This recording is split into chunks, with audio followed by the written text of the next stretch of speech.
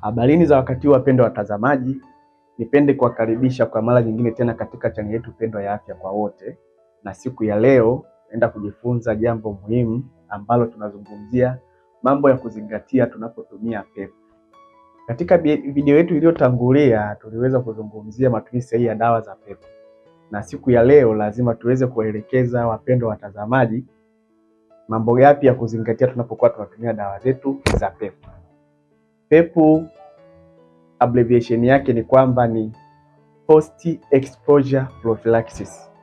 Ni zile dawa ambazo anatumia mtu yeyote aliyekutana na changamoto ya kukutana na mtu aidha hakujua afya yake jinsi ilivyo, au ameweza kugusana na kitu chenye ncha kali, kujichoma na kitu chenye ncha kali, au amefanya ngono zembe pasipo kujua status ya mwenzake kiafya. Hivyo kabla masaa 72 hayajaisha, mtu huyu anatakiwa aanzishiwe dawa zinazoitwa PEP. Hivyo basi ni mambo yapi ambayo unatakiwa kuyazingatia unapokuwa umekutana na changamoto kama hiyo ikakulazimu kwenda kuanzishiwa dawa hizo? Jambo la kwanza kabisa, lazima tuhakikishe umeweza kupima VVU. Pima afya yako kabla ya kuanza dawa. Hii inakusaidia nini? Hapa huwa kuna mambo mawili. Counseling unayopewa badala ya kugundulika wewe ni mwathirika, na counseling unayopewa badala ya kujua kwamba wewe sio mwathirika, lakini upo katika mazingira ambayo ni sintofahamu kwamba heiza mtu uliyekutana naye ni mwathirika, au contact ya blood iliyotokea inaweza ikawa damu ya yule ni ya mwathirika. Ndio tunakuanzishia zile dawa masaa 72 kabla hayajaisha. Hivyo ukipima afya yako una uwezo wa kutambua kwamba mimi natakiwa nishauriwe vipi, natakiwa nipewe miongozo ipi, ni kitu gani ninachotakiwa kufanya. Hivyo basi ukishaweza kupima afya yako, ukapima kipimo kinachopima virusi vya ukimwi, ukagundulika wewe ni negative wala sio positive, utaanzishiwa hizi dawa ndani ya masaa 72. Jambo la pili la kuzingatia ni usafi. Usafi wa mikono kabla ya kumeza dawa. Usafi wa mikono kabla ya kumeza dawa ni jambo muhimu sana. Hizi dawa zimetengenezwa katika ubora, ufanisi na usalama. Unapokuwa na mikono michafu, aidha ina maji au ina kitu chochote kile ambacho kinaweza kikawa na contamination au kuharibu ubora na usalama wa dawa, inakuwa ni tatizo. Basi safisha mikono yako, kuwa msafi, ili unaposhika ile dawa iweze kuwa salama na unapoitumia iweze kukusaidia. Hivyo katika jambo hilo la pili ukilizingatia, utaweza kujinusuru na changamoto inayoweza kukukumba pale unapokuwa umekumbana na changamoto kubwa ya kuweza kuambukizwa maradhi ya ukimwi. Jambo la tatu, meza dawa kwa wakati. Mpendwa mtazamaji, umeshafanya utaratibu wa kujua kwamba wewe afya yako ni negative. Umeshasafisha mikono yako kwa maji safi na salama, huko safe kabisa. Ina maana kifuatacho, lazima umeze dawa kwa wakati. Dawa hizi huwa tunazimeza mara moja kwa siku. Kwa nini tunasema umeze dawa kwa wakati? Tunaangalia interval kwa sababu hii ni within 24 hours. Ukimeza usiku, kama ni saa 4 ya usiku unatakiwa umeze tena saa 4 ya usiku. Kama ikitokea kwa bahati mbaya, basi zidisha nusu saa au lisaa moja, lakini inakuwa sio salama sana.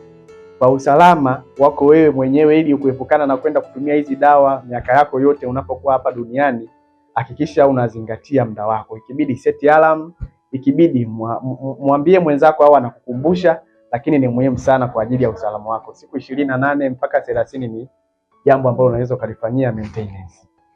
Jambo la 4, epuka matumizi ya pombe kipindi chote cha matumizi ya PEP. Wapendwa watazamaji, unapokuwa unatumia vitu vyenye kilevi, vitu vyenye alcohol, vitu vyenye kemikali, kuna uwezekano mkubwa sana wa kuharibu ufanisi wa dawa yetu. Hii dawa ni kemikali pia, kama ambavyo unaweza kutumia pombe na hiyo ni kemikali. Sasa inapotokea reaction yoyote ile wakati unapoendelea kutumia zile dawa na ukawa unatumia pombe, mwisho wa siku unaweza kuharibu ufanisi wa hii dawa, alafu kusababisha maradhi yaweze kukupata ambao unataka kuyaepuka. Hivyo basi vitu kama pombe sio vizuri sana kuvitumia katika kipindi chote utakachokuwa unatumia dawa za PEP, kwa sababu lengo la wewe kutumia dawa za PEP ni kujinusuru na huo ugonjwa hatari ambao hupendi kukumbana nao. Basi ukijipa short break at least ya siku 28 au siku 30 kulingana utakapokuwa umepewa maelekezo ya kutumia zile dawa, itakuwa bora zaidi katika kukulinda wewe na kukuepusha na maradhi hayo. Hivyo basi utumiaji wa pombe katika kipindi hicho nisingependa uendelee. Jambo lingine, tofautisha muda wa chakula na dawa. Tunapokuwa tunatumia dawa za pepo, wapendwa watazamaji, hizi dawa wakati mwingine, kumbuka kile ni kidonge kimoja, utameza kile kidonge, lakini at the same time unaweza ukala chakula. Sasa kuna kitu kinaitwa interaction. Ina maana mwingiliano wa chakula na dawa, mwisho wa siku unaweza ukakuta kile chakula unakula katika kiwango kikubwa na kidonge kinakuwa katika saizi ndogo. Mwisho wa siku unaweza ukakuta chakula kinabeba dawa kinapeleka sehemu ya uchafu. Sasa inakuwa sio salama. At least tofautisha nusu saa au lisali moja. Aidha ule kwanza ndo umeze dawa au umeze dawa ndo ule kwanza. Hizo zote ni hatua muhimu, ni mambo muhimu kuyazingatia tunapokuwa tunatumia dawa za pepo kwa lengo la kubaki salama, kujiepusha na maradhi ya VVU, ili ukaweza kutimiza lengo lako lililokutuma uweze kufanyaje, kuanza kutumia hizo dawa. Jambo lingine, epuka kufanya ngono zembe. Wapendwa watazamaji, unapokuwa katika kipindi kizima cha utumiaji wa pepo, una uwezo wa kujikuta unafanya ngono zembe alafu kapandikiza virusi juu ya virusi.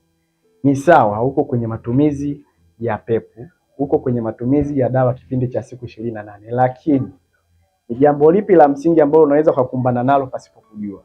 Kumbuka wakati mwingine unaweza ukakutana na mtu kimwili au kachangiana naye dawa, lakini pengine yule mtu alishajijua na ametumia dawa vizuri, yuko salama, pengine hawezi kukuambukiza. Lakini ni jambo lipi ambalo ni la msingi? Unapokuwa unatumia zile dawa, kumbuka lengo lako ni kujinusuru na kujiweka salama. Kumbuka unakuwa umelenga usije ukapata yale maradhi. Sasa kwa nini kulazimu kufanya ngono zembe na mtu yeyote yule ambaye hujajua status yake, au pengine yeye hajajua status yako? Tumia kinga ikibidi, au pumzika kwanza kwa mwezi mmoja kwa ajili ya kutimiza lengo lako la kujinusuru na huo ugonjwa. Jambo lingine, maliza dozi. Wapendwa watazamaji, tunaposema maliza dozi, aidha siku 28 au siku 30, malengo yetu makubwa ni kuhakikisha mapambano dhidi ya yule virus ambaye anaweza kukuletea maradhi unaweza kumkabili ipasavyo kwa ajili ya kuweza kujinusuru wewe mwenyewe. Hivyo basi ukiweza kupambana ukamaliza dozi kwa kupata masharti haya yote tuliyoanza kuyaorodhesha huku juu, utakuwa uko salama, na mwisho wa siku unapomaliza tu dozi yako, ukipima virusi vya ukimwi, asilimia kubwa lazima utajikuta wewe ni negative.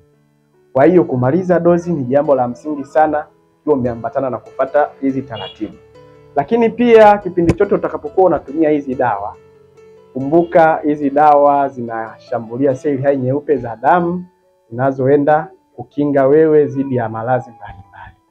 Sasa zile seli hai nyeupe za damu zikishashambuliwa zikawa dhaifu, zikashindwa kuwa na kinga inayostahili thabiti ya kuweza kukukinga dhidi ya maradhi, na maana hii itakuwa iko wiki. Kwa hiyo ni kitu gani unachotakiwa kufanya? Ukipata vyakula vyenye vitamini C, upate vyakula vyenye vitamini A, upate vyakula vyenye protein, upate vyakula vyenye mafuta kiasi. Hivi vyote vitakusaidia sana mpendwa mtazamaji au mtumiaji wa pepo kwa ajili ya kuweza kumaintain afya yako katika ubora wake. Kumbuka zile dawa zinapokuwa mwilini zinafanya kazi, zinamtafuta adui. Katika mapambano yale zinaweza zikakuchosha mwili, zikafanyaje? Sasa unapotumia protein itakusaidia kujenga mwili na kupatia nguvu. Unapotumia vyakula vyenye mafuta kiasi itasaidia kufanya absorption ya zile dawa unapokuwa zinaingia katika mfumo wa mwili wako. Unapopata vitamini A huwa ni chakula kimojawapo kinachosaidia kuboost kinga yako ya mwili iweze kuwa stable. Lakini pia unapotumia vitamini C, matunda inasaidia kuzalisha damu kiwango cha juu sana, ili ile damu iweze kubeba kinga ya mwili ambayo itazidi kutengeneza starvation ya kuweka mwili wako katika viwango vinavyostahili. Wapendwa watazamaji, pepo ni dawa ambazo zinatibu, ni dawa ambazo zina msaada mkubwa katika maisha yetu, ni dawa ambazo yeyote yule anayekumbana na changamoto, aidha amechangia kitu chenye ncha kali, au amepata inoculation accident, au amefanya ngono zembe, au imetokea akajipliki tu, akitumia zile dawa kama tunavyoelekeza hapa, asilimia 99 lazima atafanya nini? Atabaki salama. Wapendwa watazamaji, tukifuatilia hizi hatua na imani kubwa tutakuwa salama. Basi nawashukuru sana kwa kutufuatilia chaneli yetu ya Afya kwa Wote. Niwakumbushe kusubscribe, kulike, kucomment na pia utatupigia kwa maelezo zaidi utakapokuwa umependa kujua jambo lolote. Asanteni kwa kunisikiliza.